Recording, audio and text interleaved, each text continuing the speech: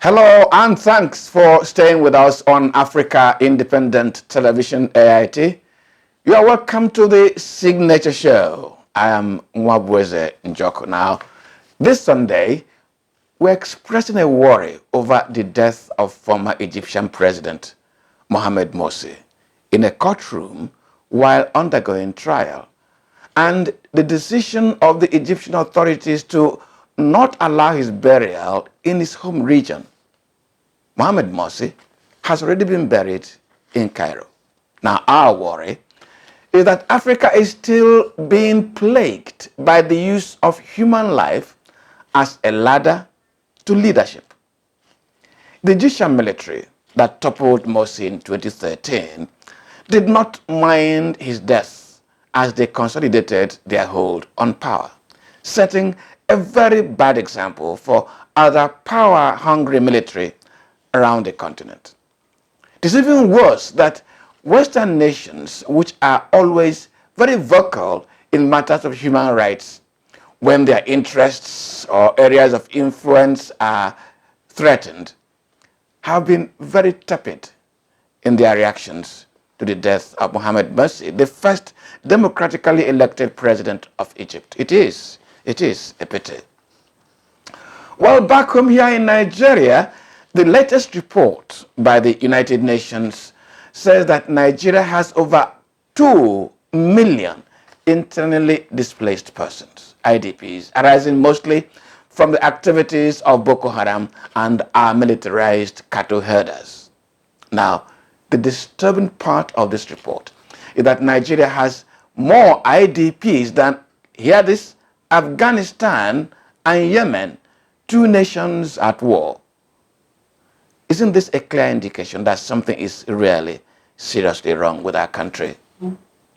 Well, the National Security Advisor has already said that the federal government would consider proscribing the Al-Majari system of education as a necessary step toward at least reducing the number of vulnerable young Nigerians that can be recruited by the insurgents.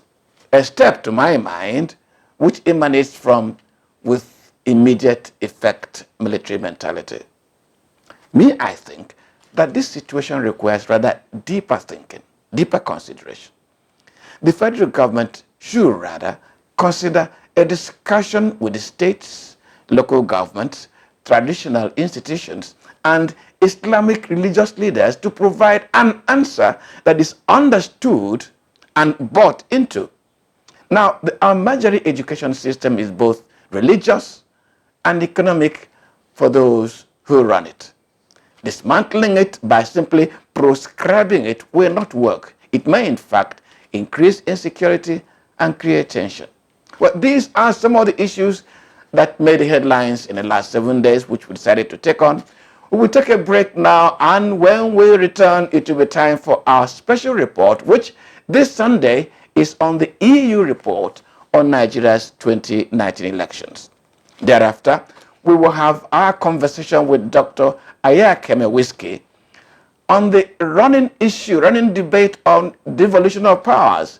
What could the role of the National Assembly be? But before all that, let me ask you this question. Do you know about the documentary Sweats of Freedom? What is the focus of this documentary? If you answer any of the following questions correctly, you can get yourself a DVD copy of that documentary and other gifts, as well as cool 3,000 naira cash, and of course an opportunity to appear on the Signature Show, as well as being invited to our next screening of that documentary. Now, listen to the questions. What did former President Olusegun Obasanjo say about the military coup in that documentary? And what did former Edo State Governor John Oyegu say about the Nadeko escape routes? Just send your answers to signaturetv.com.ng devolution@gmail.com. You could be on your way to winning first a DVD copy of the documentary and some other gift items and 3,000 naira cash, as well as invitation to the next screening of that documentary, Sweats of Freedom, as well as, of course, a chance to be on this show. Just stay with us and we shall be back.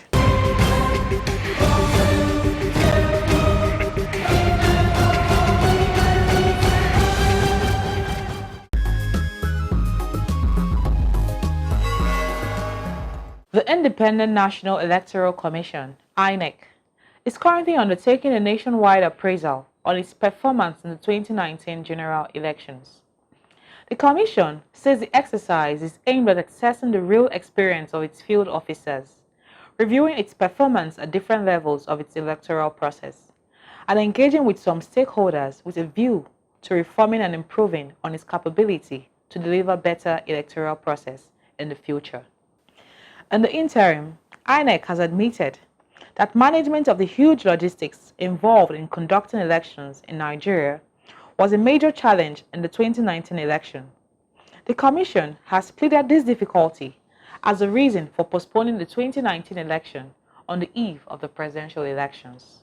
However, if INEC wants to get a simple assessment by the political contenders and their parties of the conduct of the 2019 election, it just needs to look at the number of cases in courts challenging its declared outcome of the contest at the different levels of the election.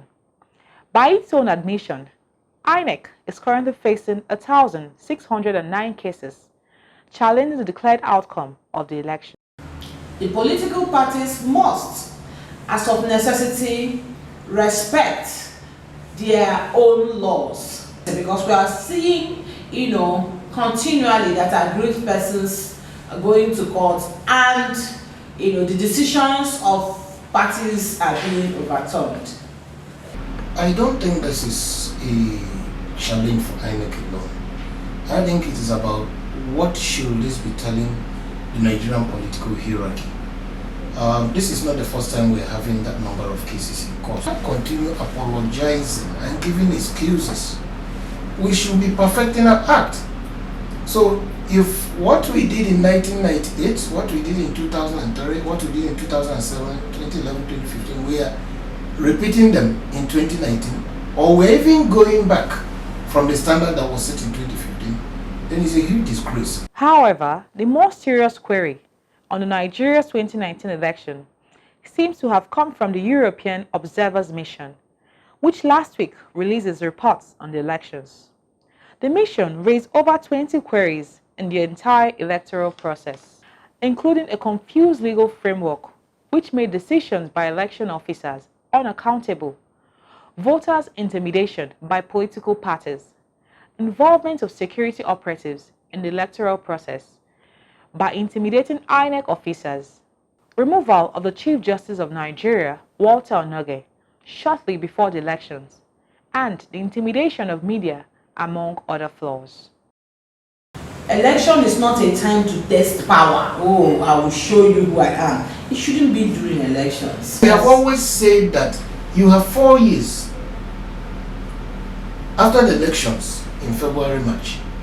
We have 4 years to prepare for the next election.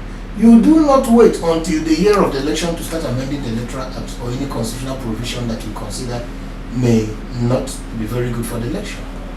The promise by INEC that its current nationwide appraisal of the 2019 election is with a view to improving its performance in the future is nothing new.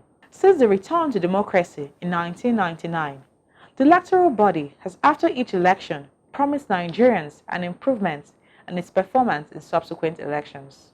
In fact, in 2007, late President Umaru Musa Yar'Adua had admitted that the election that brought him to power was irregular and flawed.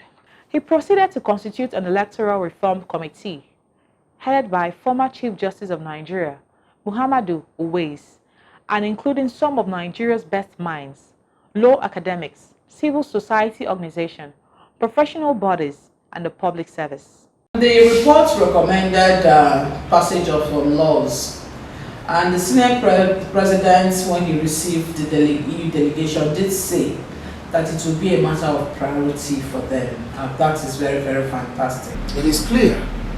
There were amendments, the amendments that happened with the 8th Assembly, with the president refused to sign. If they were to repass that law and the president signs, that would be wonderful. That law, that bill that the president refused to sign, talked about this electronic tracking. For Nigeria to still be faced with those challenges, which the Ways Committee identified and recommended answers to, reflects the unwillingness of our political system, its operators, and the political contenders to accept change. Quite prominent, outstanding in the Welsh report and then Namani, Electoral Committee Reform report is the recommendation for an Electoral Offences Commission.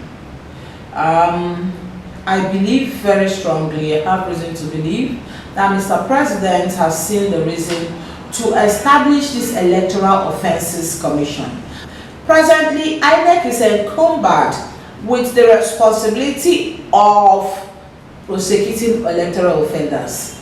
INEC does not have the capacity to investigate and prosecute offenders. Every government that comes wants to manipulate the electoral system for its own advantage.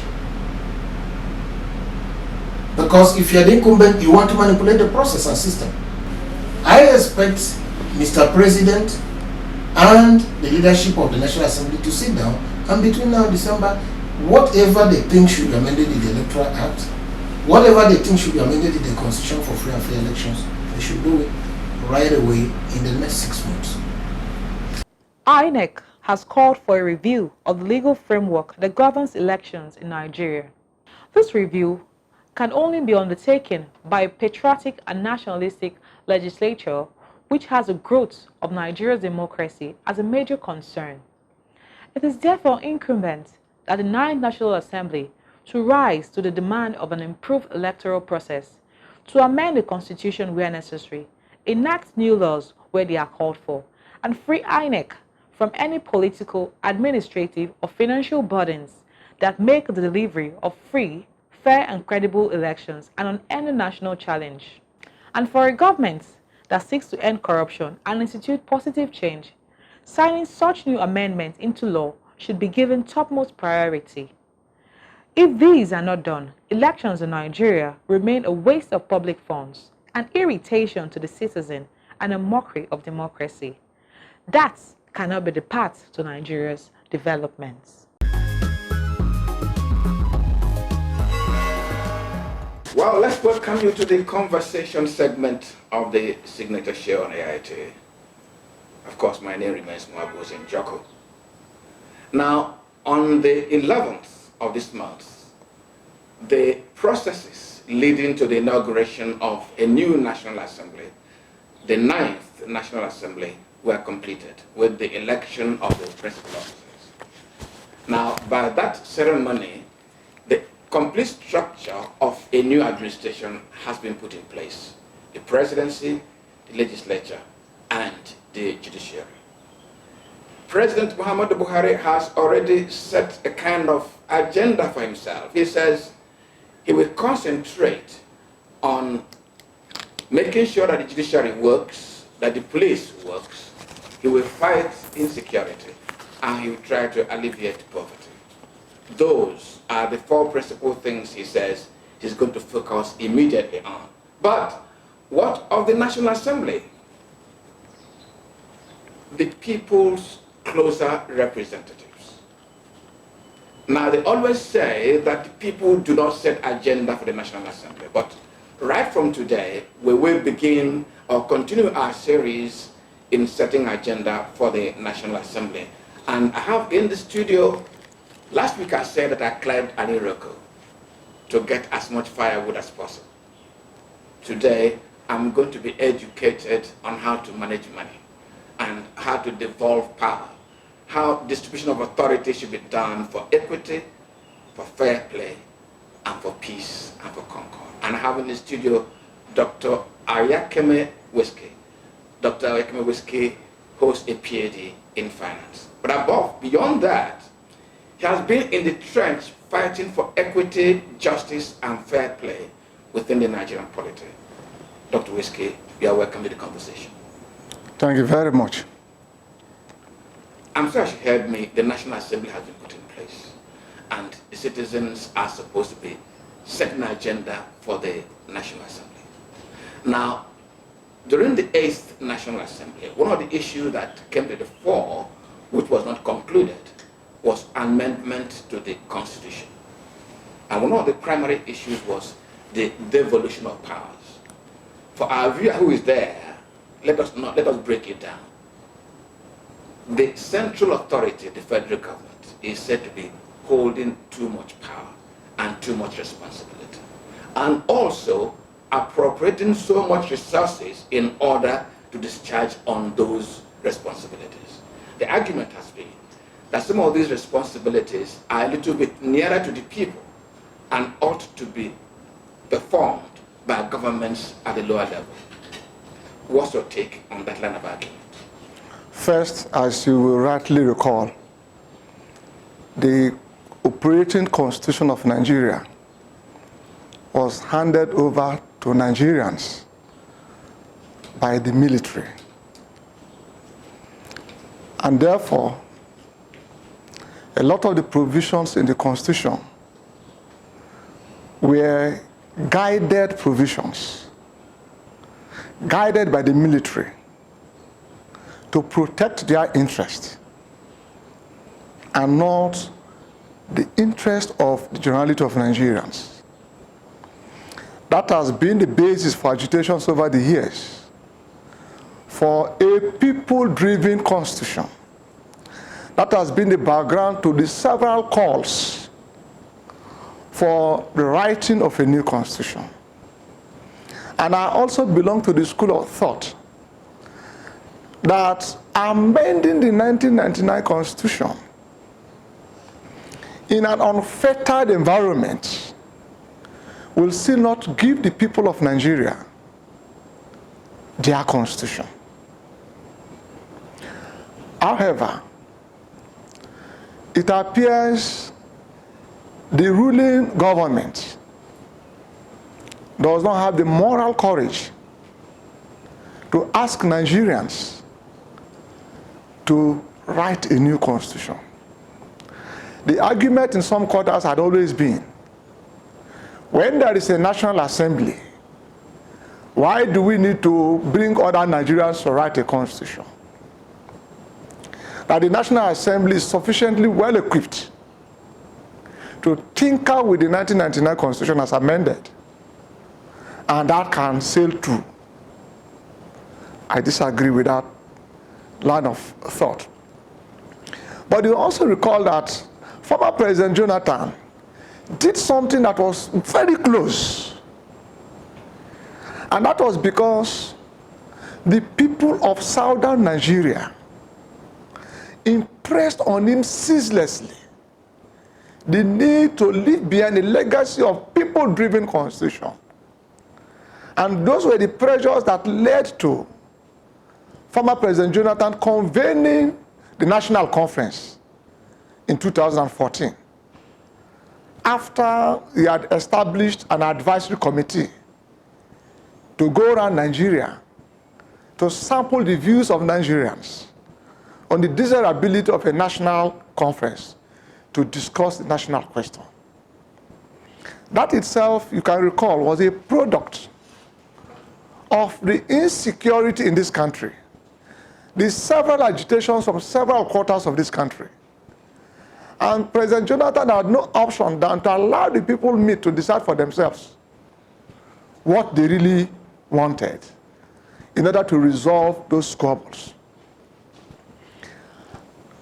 Though I wasn't a delegate, but because I worked sufficiently very, very close with the delegates from southern Nigeria, I'm very well abreast that the over 600 resolutions adopted by the National Conference unanimously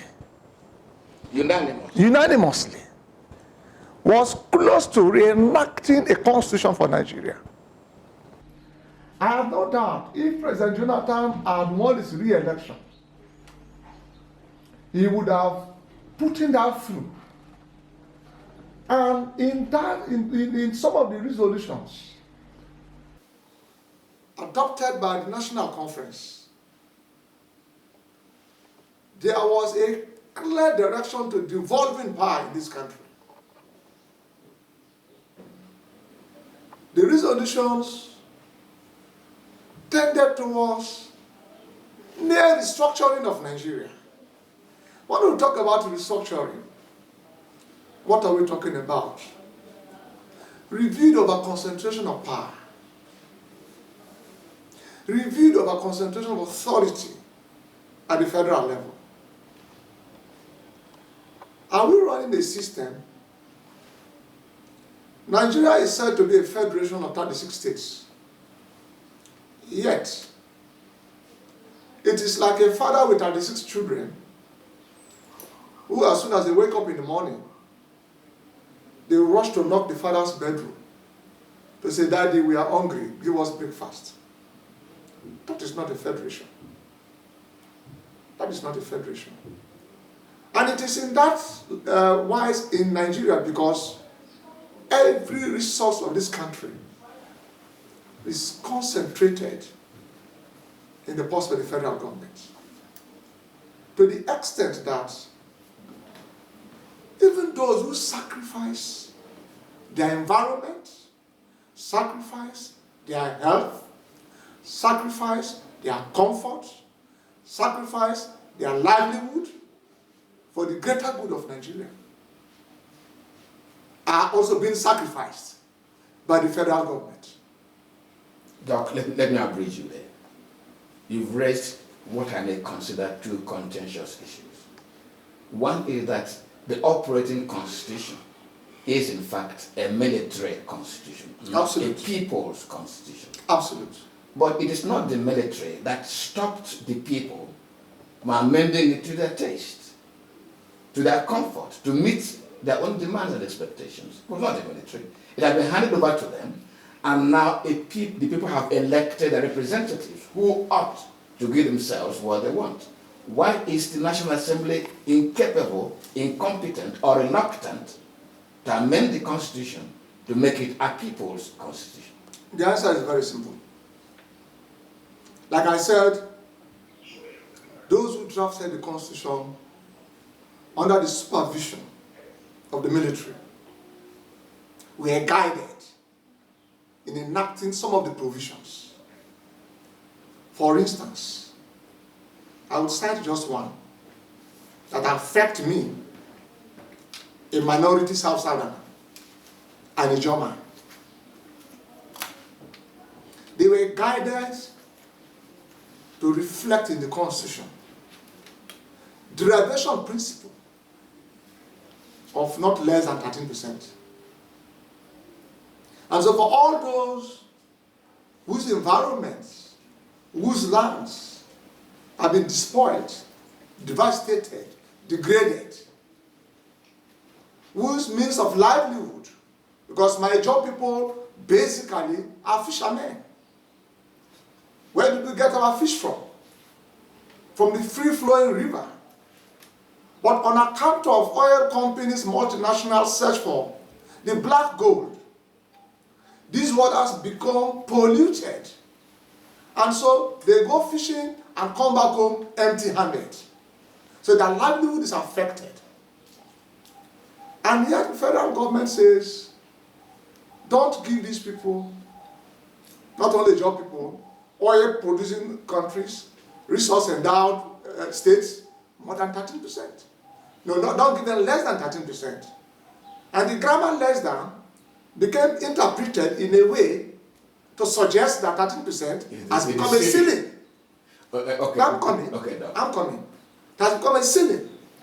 Now, because 13% is seemingly a ceiling, every other component part of the country is enjoying robustly from 87% of oil-induced receipts. Now, how would people like that be able to review that provision in the Constitution? Their positions have been properly ensconced. They are eating fat with proceeds from the resources of the Niger Delta. Now you come to tell them, no, this constitution says,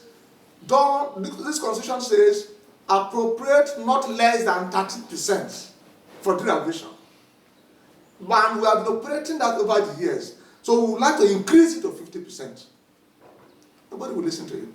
Yeah, Doc, it's not easy for somebody to throw away the fat meat. Exactly. That is basically it. And even the federal government itself, it has become like an octopus, wielding influence left and right, managing the entire security architecture of this country.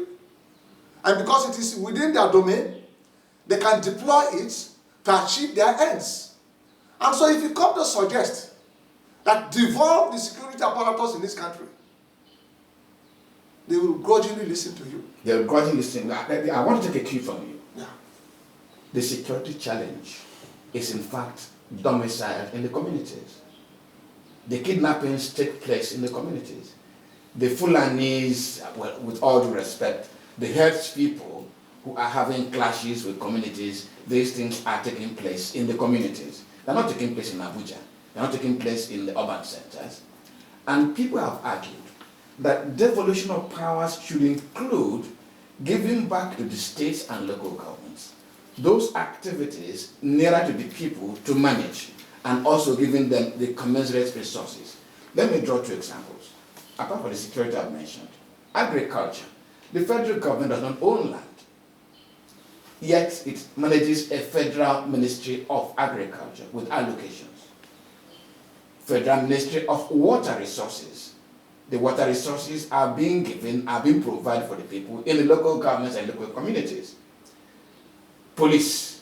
The criminals here, yes, they are in the urban areas, but some of these crimes also get committed more in the local areas.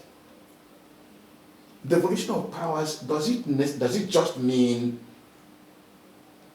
financial devolution? No way. Isn't there more to devolution of powers? No way. There is so much more. And that was why I said, if the recommendations of the National Conference of 2014 had been fully implemented through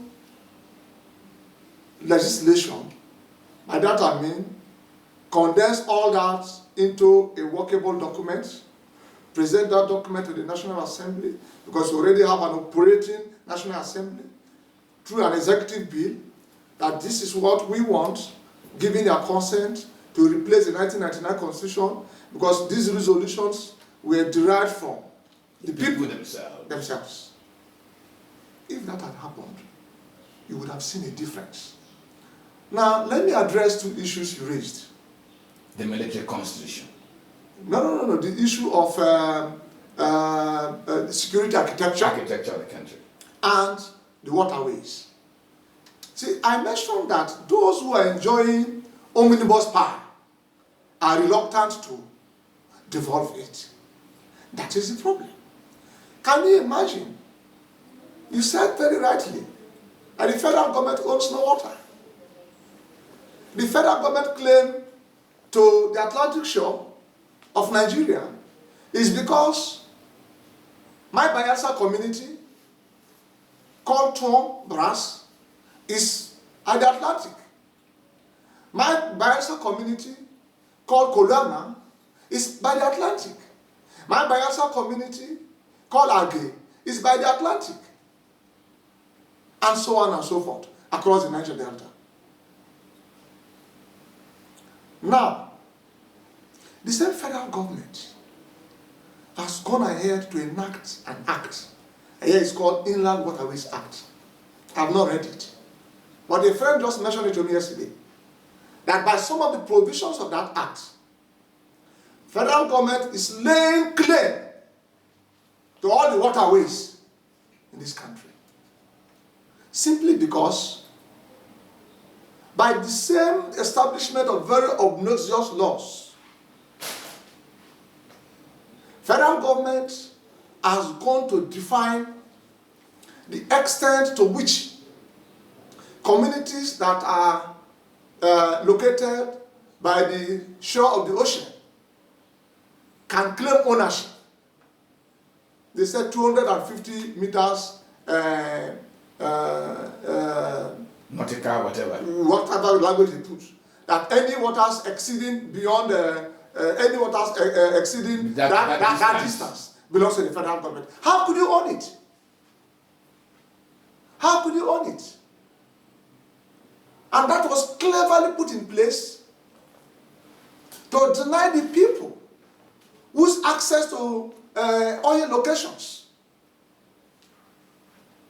offshore, the proceeds accruing from those locations. That's essentially the reason. And now they want to even come inland by enacting Inland Waterways Act, essentially to deny communities that are located along the rivers and creeks and rivulets access to resources in those waters. That can't be a federation. We are not running a unitary government for goodness sake. We are not. A federation is where power is devolved, states run their own government, their affairs, and only concede that which is necessary to a central government. Let me go to a security architecture. You are asking the question. The kidnappers, the bandits, they are all in the villages and communities. Why are we blaming federal government? But they are a living witness to when the Fulani herdsmen invaded Benue State, killed scores of people. Governor Autumn cried out, and Mr. President sent his IG to go there and tame the predating claws of those Fulani herdsmen. And IG sat back in his office. Now, a simple example. Assuming Benue State government had its own security architecture and is under the purview and control of the governor of Benue State, would he be begging the federal government to send policemen? Let us give this your presentation a semblance of finality. What therefore should National Assembly be doing in respect of the national security architecture? Good. Those that have just been inaugurated, if they see themselves sitting there for the greater good of Nigerians, they should immediately capitalize on the reported, in quote, reported statement of Mr. President on the desirability to establish state police and local government police. They should capitalize on that and in the immediate sponsor a bill to give legal teeth to the devolution of police security across the country.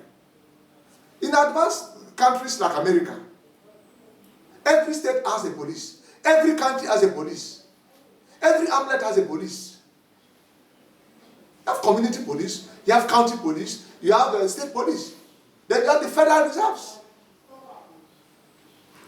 In a country that is purportedly about 200 million people, you cannot wait for only one man to design a security architecture that will tame the security threat this country is going through. Nobody can sleep with two eyes closed. Nobody can travel very freely and safely in a relaxed manner on the highways. So the quick solution is for the National Assembly to seize on the president's promise and enact a law. and help him. Enact a law immediately. And let them pass that bill to his table. So that we will not be waiting on advisory team. It becomes legal. The moment it is signed into law, it becomes legal. So that is one quick one. Now, still talking on devolution of powers. The way Nigeria is being run,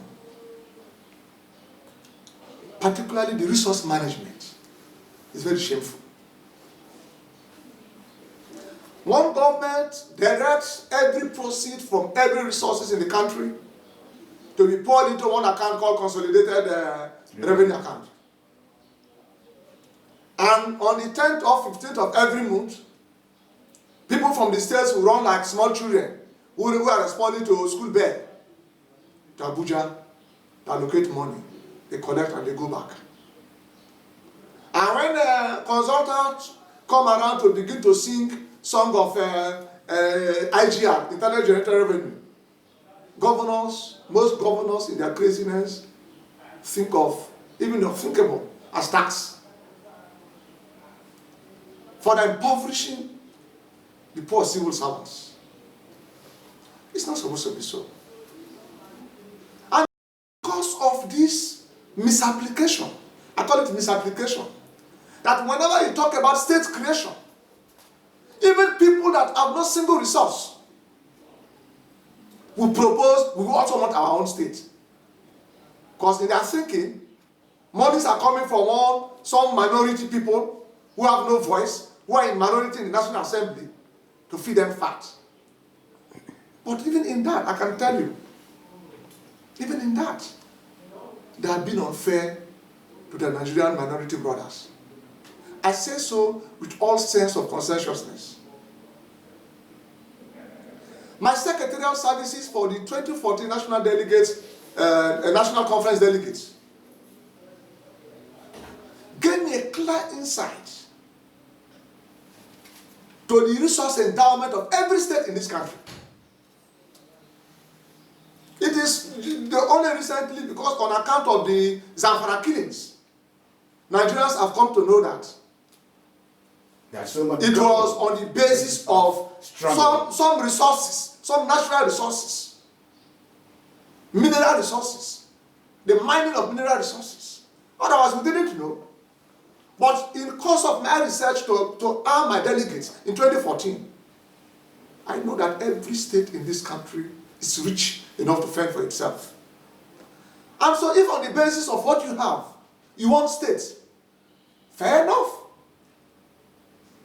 And if every state is revenue generating, allow each state to manage its resource and earn its proceeds. Because we are part of the Nigerian Federation, and because we expect certain functions to be left for the federal government, like external security, maintenance of the armed forces, external affairs, management of our national currency, and a few others. Because we expect this to be managed by federal government. States could be advised to pay agreed tax to the federal government. And that was what the 1963 Constitution of this country upheld. Dr. Whisky, it is coming from somebody who is seemingly feeling the short end of the rod. You can speak this way. But there's a need for you also to convince the legislators that, look, beyond a feeling that I'm being denied something, there's more to it that the nation can derive by devolving powers in respect of our finances. Is there any way, really, very clear, a concentration of money at the center is affecting the development of other parts of the country? Of course, yes. But I tell you this very straight. What the National Assembly can do with respect to this resource resource-based revenue generation is to enact a law that makes it compulsory for every resource, for every proceed earned on account of mineral resources in any part of this country to be paid into the consolidated revenue account. Because what is happening today in Nigeria is like colonizing the minorities on whose soil oil revenue is generated. You are taking from me what I have to share for everybody. And yet you are allowing Mr. James to keep back the much money he's making from what he has. Doc, those monies are being made illegally. That is what I'm saying. Good. That's what I'm coming to. They're not coming to government. That is why I'm saying that the National Assembly should enact a law. First, prohibiting any private mining activity. 2, encouraging licensed miners, the way oil prospecting business is being licensed miners, and you begin to you begin to put in place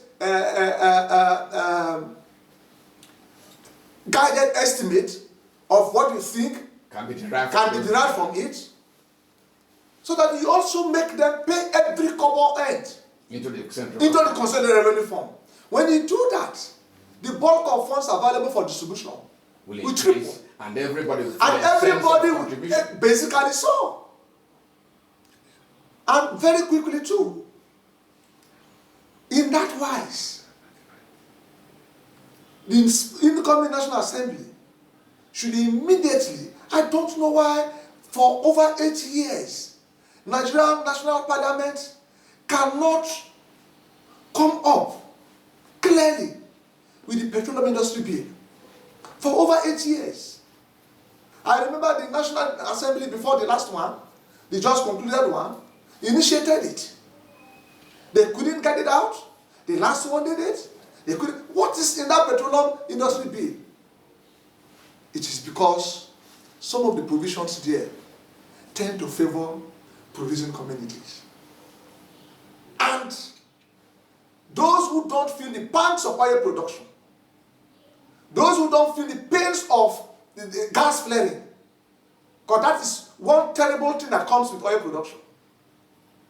Those who don't feel their ecosystem damaged, those who have no need to remediate their lands that have been degraded, they feel providing a paltry portion for oil-bearing communities is too much. Giving them too much. Yeah, Doc, the presidency cannot go ahead now, for instance, to allocate resources for the development of, for instance, the gold deposits in Zamfara State. For example, the uranium deposits in Taraba State.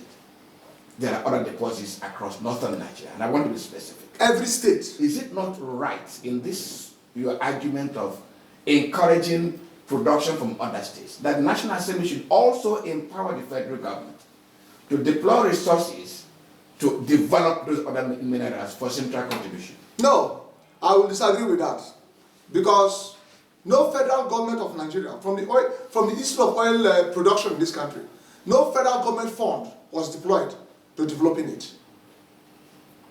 The first company that was involved in oil prospecting and exploration activity was a British company, not funded by federal government. It later evolved to British Petroleum Corporation. I've forgotten the exact name of the very first. The pioneer explorer. Yes. And therefore, you can't say give federal government money to explore mining. No. License it. You advertise it for investors. And give out blocks. And give out blocks. And let it, because it's business. Let the investors invest their money to prospect and mine and make money out of it and pay agreed sums to the consolidated revenue fund. The way oil is being mined. No federal government brought money. That is why we keep saying that NNPC is broke. Because when NNPC decided to establish Nigerian Petroleum Development Company, how many oil blocks are it found? How many oil blocks how many barrels of oil does it drill every day? But you realize that that is an NNPC fully funded establishment. And so we don't need that. Rather, create the environment to license prospective miners on terms that are favorable to government, as well as to the investors. But the fundamental issue here is let every proceed be remitted to the consolidated revenue fund, like the way oil revenue is also remitted. Okay, we have concentrated so much on security and revenue in this conversation on devolution of powers. There are other arguments that the federal government has no business really putting its fingers into university education. As you look across the world, UK, US, France, Spain, Germany, there are no federal universities of UK, federal universities in America, federal universities in Germany. Why should the federal government decide to be establisher of federal universities, which now forces everybody who wants to enter therein, because it's kind of subsidized, to go through JAMB? Some people will pass, some people will fail. We'll come to that subsequently in a major topic. But education is on the concurrent list. Should the federal government have any fingers in that? Thank you. I think life itself is a progression. When a child is born today, it takes years to grow to adulthood. Now, Nigeria as an underdeveloped country, if at independence, our university education was allowed only to private sectors, we probably wouldn't have gotten to the level we are today. So there are certain things that essentially the federal government should take the lead, one of which is the university education. You can imagine that because university education was funded by federal government, at a time the cost of education was near to nothing. And many people had access to education. That's the point I'm making. Many people had access to education. And so today Nigeria in the African continent is regarded as one of the most educated countries in Africa. However, if you look at the number of private universities we have had, as well as state universities, I think we have come gradually to the point where federal government can divest ownership of those universities, because it is creating competitive disequilibrium for particularly private universities. The argument has always been, yes, we don't have, where Nigerians are too, they are not so well financially equipped to afford private universities. Beautiful. But there are also virtually every state in this country has a state-owned university. Some states, even in different, give their universities different names, to the point they have two universities. They have one university, mainstream, they have another university, science and technology. They have another university, agriculture. And therefore, even if federal government divests, prospective students could probably pay slightly higher than what they were paying in the federal government schools. But the operating statement I'd like to make here is that federal government, when we started as a country, most ideal, because we needed to build manpower. It was a necessary evil. But we've come to the point where virtually every state is running a state-owned university. And there is no state in this country, apart from a couple, where you don't have other private universities established. Some states have 2, 3 private universities. And so if federal government is funding some universities, and because federal government is involved, there is infrastructure disequilibrium, there is tuition disequilibrium, in order to create a parity, or near parity. Federal government also established in those states. Yes, or near parity. Federal government should divest from university education. Okay. I want to cap this conversation with what I began with. The National Assembly has elected its leadership. The Senate is being led by Senator Lawal from Yobe State. The House of Representatives is being led by Speaker Ayakeme from Lagos State. The president is from Katsina State. The vice president is from Lagos State. Ogun State. Ogun State, but she was a minister or whatever, commissioner in Lagos State. Does this situation, this configuration of our national leadership give you comfort in terms of justice, equity, and fair play? No. Absolutely no. It's like the Federal Character Act has been grossly undermined. The concentration, in short, let me even help you. Beyond the vice president, who is a Christian, every other major political strategic office holder is a Muslim. Every other. The president is a Muslim. The Senate president is a Muslim. The Chief Justice of the Federation is a Muslim. The President of Senate is a Muslim. The Speaker is a Muslim.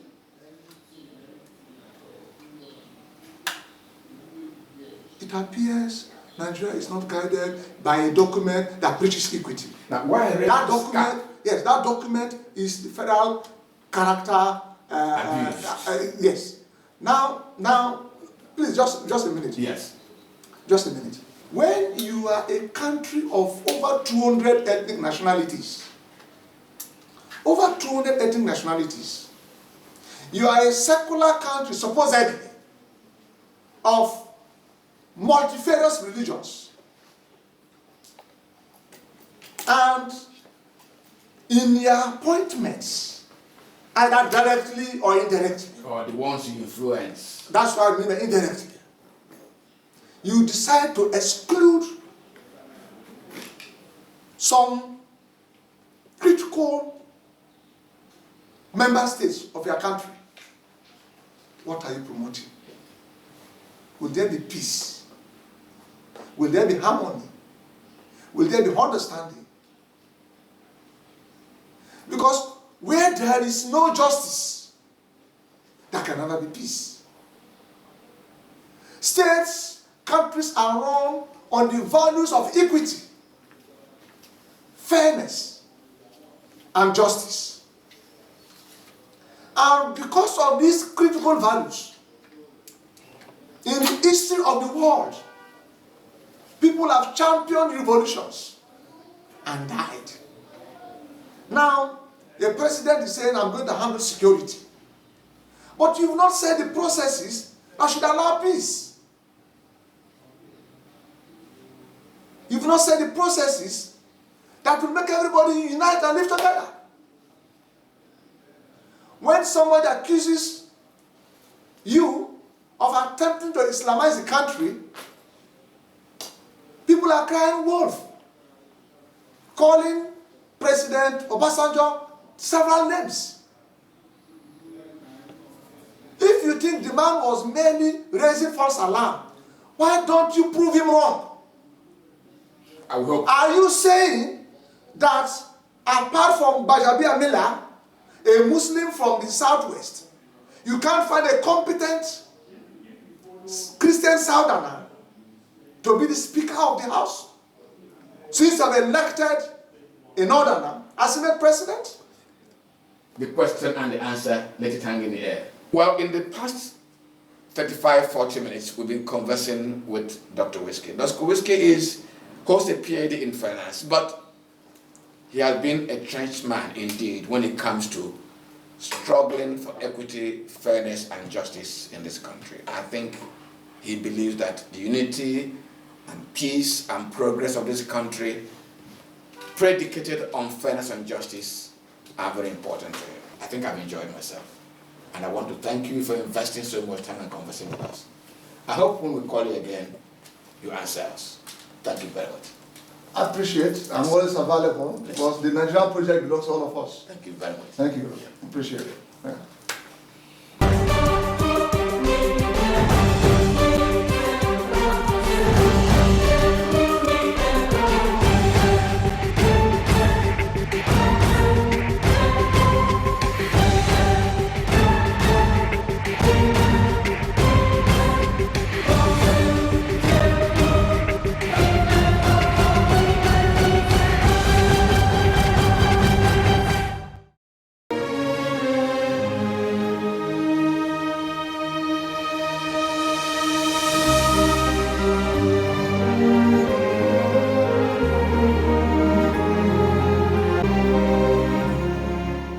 shebi una sabi say once the head of fountain get dirty for the body, any water wey pass there, e don dirty be that o, and nobody go fit to drink from there again. Well, my people, I wan give una special welcome salute today. The program na corruption tori, and my name na Ufuoma Egoriase. We don shine with corruption finding torchlight now go Kefi today, as e be say the Nasarawa State University wey dey for there don carry one work case put for hand. One of the lecturers wey dey there, Peter Adoga, na Economic and Financial Crimes Commission, wey be EFCC for short, don drag go High Court for Nasarawa there, charge am with lie and the one wey dem dey call criminal breach of trust, wey dem dey get query for person character. Make una enjoy.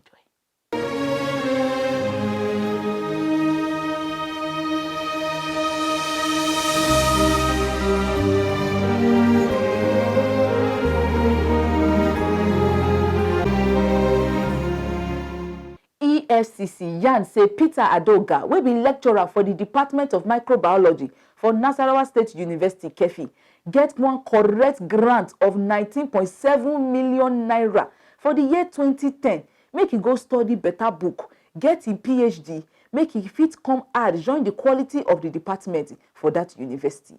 You see, you know fit teach wetin you no get. You know fit train pikin for the life where you know they live, because you know get experience.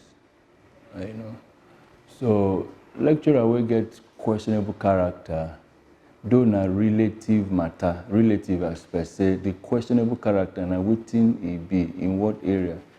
If be say na for money, or as per in they exploit them for sex, or as per questionable, like say, he know they too sabi deliver the thing where they teach for class. He know sabi the book. Person just put on there as lecturer. So those three areas where I come out will be saying na questionable. It depends. But let me assume say this lecturer X say for all the area in the questionable, he no go fit deliver, because university environment now for research and for learning, and for you to teach, make people can learn, you must get experience for research. You must get experience in dealing with people. You must get experience in character molding. He just didn't start today. You will see the same lecturer compromising and misappropriating a lot of things. For instance, if this lecturer were to be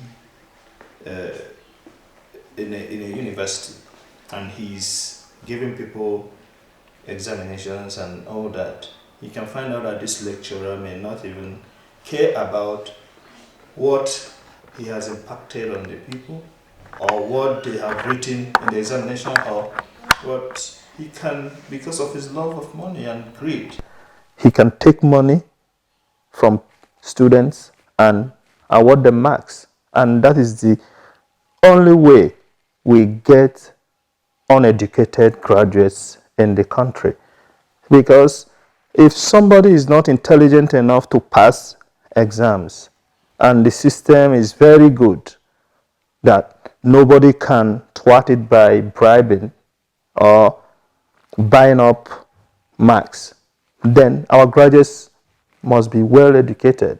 But if you have people like this young man teaching who wants money, in fact, okay, just take for instance, this guy is duping himself. So if he can dupe himself, because if he becomes a PhD holder, studied in abroad and have a lot of enhanced competencies, he may become the VC of the school any day. But because of his greed and short-termism, or probably fraudulent inclinations, he decided not to travel and better himself. Also, you know, when he betters himself, he can then also teach students better. Even know the importance of what they give our money to make go do. If you not even use the money to even divert the money, put for your own personal account. So whether you even carry the money go do what they ask them to do, That is what third fund supposed to even take torchlight to do. Say, is the man even qualified in the first place? How did the man even get that slot from that department? If the man even follow normal procedure where people they follow to even get that grant where they give a man go do the something. Whether the grant, whether the man even get them through myself, nobody even know. EFCC now come the yarn the court say instead make Peter Adoga take this big grant money when a tertiary education fund, third fund, give am make he go study. Him gazo the money, shocking am for pocket, chop am, come clean mouth. University no be like secondary or primary or nursery where we just they teach. University you go research, discover, publish. Then from the experience, use and train the next generation of researchers. That one na big problem. You don't get anything to deliver. You know, if you even to write paper, you must sabi the waiting Oyibo they call skills to write paper. Waiting you go feel right. You don't get impact. Na wahala now. If I be like say na double wahala for dead body. University na research environment. Research. Person where they university, the minimum qualification to teach for university na PhD, doctor, minimum. You understand? That means for you to be teacher for university, you don't get, for instance, so BSc, MSc, PhD. And all those ones, we span 10 years of experience put together. And that 10 years of experience is something if you buy for market like tomato. Difference there. Person will research, will get BSc. In research and in research output and in paper, go they different from the person will get PhD. Because that PhD, professors don't carry you, mold you, teach you, expose you. Conference where you go to attend, writings where you go to learn. Other people work, you can't see as they call PhD as doctor of philosophy. You can't learn something where past the normal learning where person for street they learn. Difference there, honestly. Even the way they take teach, the way professor go take teach, different from the way MSc graduate go take teach. If a person will carry MSc, they teach the children. You go teach them what thing university students need. If things are how they should be, then I don't even think master's degree holders should be in the universities. The gulf between master's degree and doctorate degree, PhD, is like from here to America. If you do PhD, one, nobody that doesn't love education can do PhD. Two, you cannot do PhD if you're not intelligent. And then three, you must be dogged to do PhD. By doing that, he's depriving not even only the student, the nation. You don't know what the students will be tomorrow. Because you don't know what these guys are going to be tomorrow. They may by chance get into somewhere that's very, very, very good or very important to the nation. And they make silly mistakes because of the level of education they received. And with this type of person teaching them in the university, somebody with MSc is nothing. People be they expect from the man be say, may he go that place, the money we take from give him, may he take go learn, then to come and impact students with that knowledge.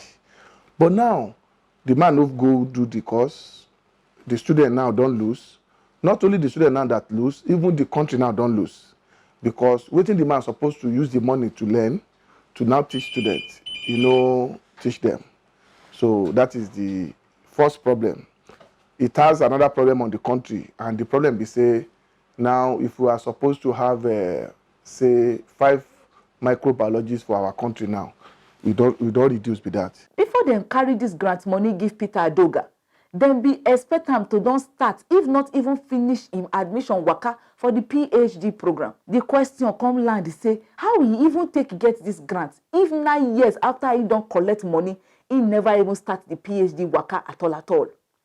EFCC they sure say this lecturer just take the PhD program, lie, collect the money for third fund for other things, and this lie now don't put her inside serious hot water palaver if them eventually convict him for court to say true he do this kind thing. That one is corruption now. That one is straightforward. Now poverty cause him. lack of self-discipline. He don't lose. He don't carry himself, put himself for trouble. As government put that fund, it good. It dey help some of us go abroad, go study for what they call Ivy League universities. That one, he no suppose dey for university number one. Number two, that money, he go return am. Number three, as he take be right now, he don't disgrace himself.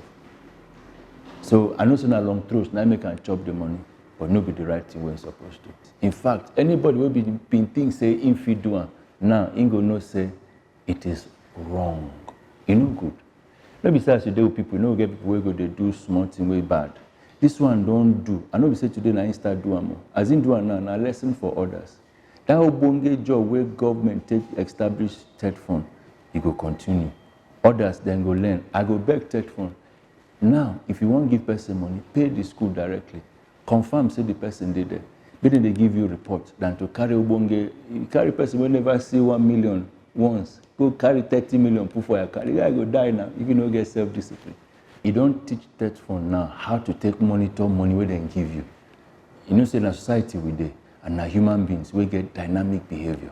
So as e be, third fund don't learn now. Say okay, where the school will give you admission. No be say the third fund, I just they talk.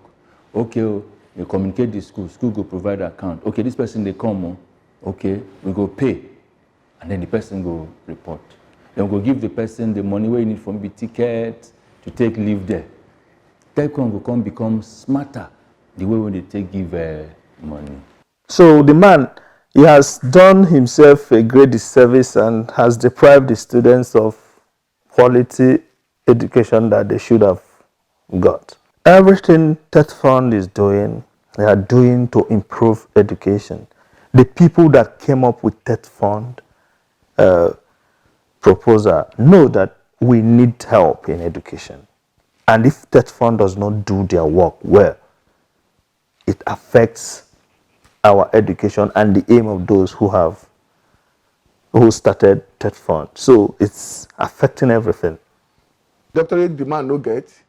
Wetin suppose come back to come and teach students to get more knowledge, you know, teach them. Now the money wey the country supposed to use for another thing, to do better thing for people, the man no do am. I think wetin government supposed to do is just to EFCC make them carry the man, let them use the man as scapegoat, so that because it's only one university now. By the time you sample other universities, if it be say we even get more of such lecturer for different of our school within this country.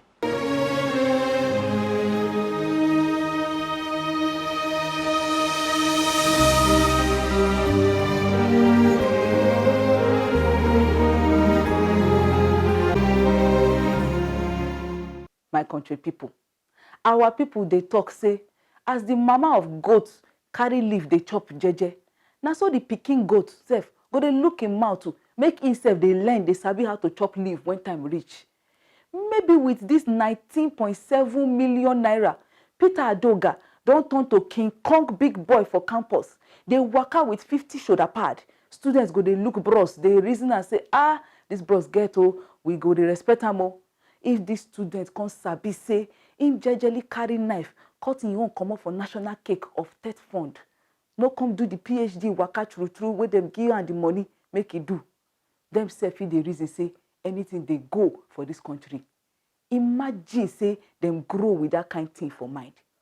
Them no go come get better character to learn, and now so we country go must still suffer am for future because now them be the future of tomorrow. Ew. My people, now here I go drop mic for on top corruption story. Till reach next week again. I beg remember say money from clean hustle na in sweet to chop pass. Una bye bye you.